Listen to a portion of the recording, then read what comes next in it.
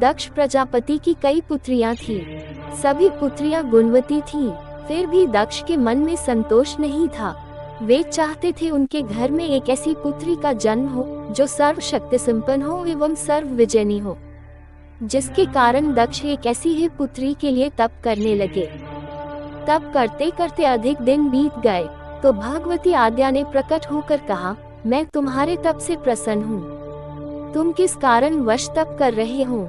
दक्ष ने तप करने का कारण बताया तो माँ बोली, मैं स्वयं पुत्री रूप में तुम्हारे यहाँ जन्म धारण करूंगी।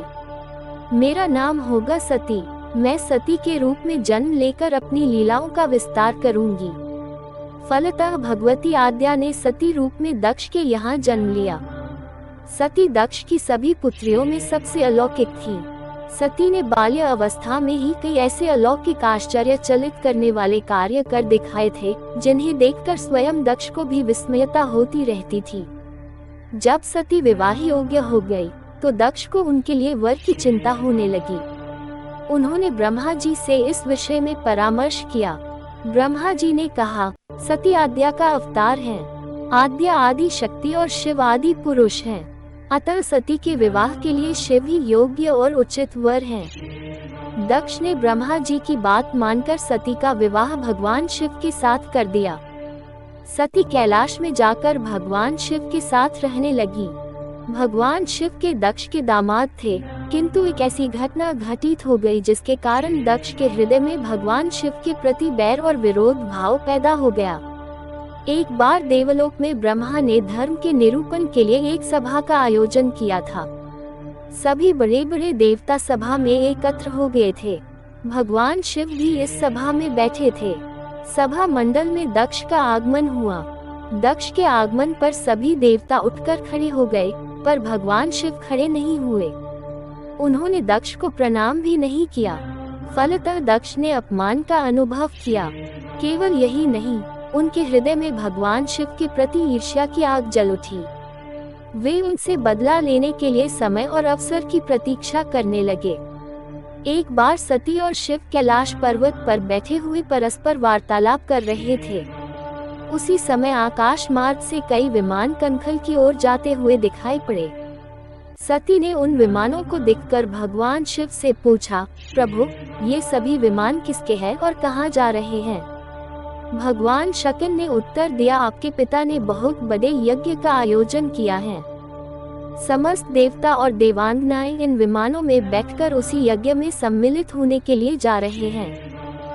इस पर सती ने दूसरा प्रश्न किया, क्या मेरे पिता ने आपको यज्ञ में सम्मिलित होने के लिए नहीं बुलाया? भगवान शंकर ने उत्तर दिया, आपके पिता मुझसे बैर रखते हैं, फिर वे मुझे क्यों बुलाने लगे? सती मन ही मन सोचने लगी, फिर बोली, यज्ञ के इस अवसर पर अवश्य मेरी सभी बहनें आएंगी। उनसे मिले हुए बहुत दिन हो गए। यदि आपकी अनुमति हो तो मैं भी अपने पिता के घर जाना चाहती हूँ। यज्ञ में सम्मिलित हो लूंगी और बहनों से भी मिलने का सुअवसर मिलेगा। भगवान शिव ने उत्तर दिया, इस समय वहाँ जाना उचित नहीं होगा। आपके पिता मुझसे जलते हैं, हो सकता है वे आपका भी अपमान करें। बिना बुलाए किसी के घर जाना उचित नहीं होता है। इस पर सती ने प्रश्न किया, ऐसा क्यों? भगवान शिव ने उत्तर दिया, विवाहिता लड़की को बिना बुलाए पिता के घर नहीं जाना चाहिए, क्योंकि विवाह हो जाने पर लड़की अपने पति की हो जाती है। पिता के घर से उसका संबंध टूट जाता है। लेकिन सती पीहर जाने के लिए हठ करती रही, अपनी बात बार बार दोहराती रही। उनकी इच्छा देखकर भगवान शिव ने पीहर जाने की अनुमति दे दी।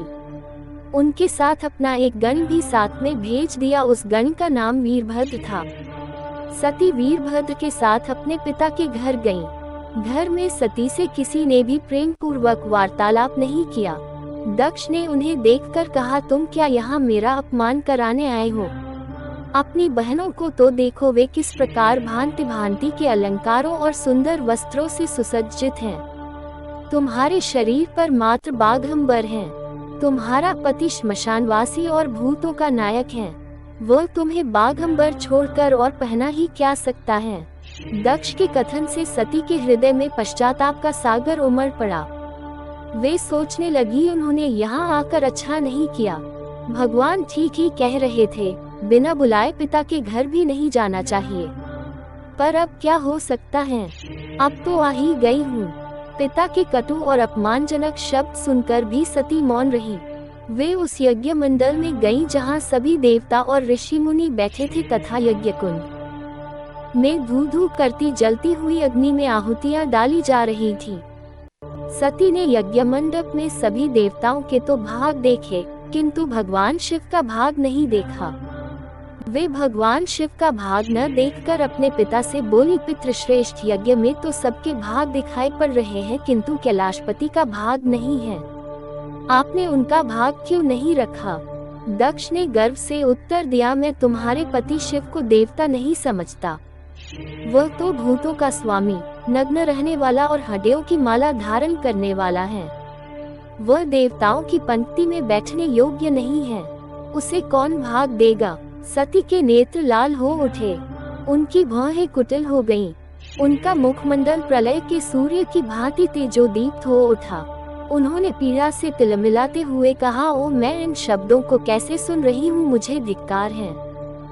देवताओं, तुम्हें भी धिक्कार है। तुम भी उन कैलाशपति के लिए इन शब्दों को कैसे सुन रहे हो जो मंगल के प्रतीक हैं और जो क्षण मात्र में संपूर्ण सृष्टि को नष्ट करने की शक्ति रखते हैं।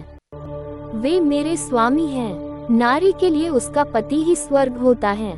जो नारी अपने पति के लिए अपमानजनक शब्दों को सुनती है, उसे नरक में जाना पड़ता है।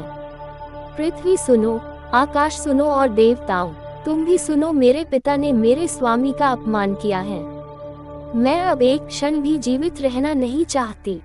सती अपने कथन को समाप्त करती हुई यज्ञ के कुंड में कूद पड़ी। जलती हुई आहुतियों के साथ उनका शरीर भी जलने लगा।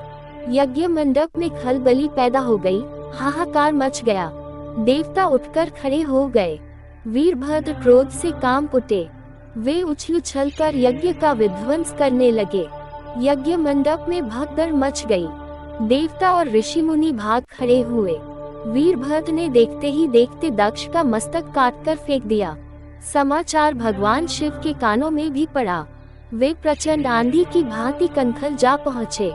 सती के जले हुए शरीर को देखकर भगवान शिव ने अपने आप को भूल गए। सती के प्रेम और उनकी भक्ति ने शंकर के मन को व्याकुल कर दिया। उन शंकर के मन को व्याकुल कर दिया जिन्होंने काम पर भी विजय प्राप्त की थी और जो सारी सृष्टि को नष्ट करने की क्षमता रखते थे। वे सती के प्रेम में खो गए, बेसुध हो गए। भगवान शिव ने उन्मत्त की भांति सती के जले हुए शरीर को कंधे पर रख लिया। वे सभी दिशाओं में भ्रमण करने लगे। शिव और सती के इस अलौकिक प्रेम को देखकर पृथ्वी रुक गई, हवा रुक गई, जल का प्रवाह ठहर गया और रुक गई देवताओं की सांसें। सृष्टि व्याकुल हो उठी।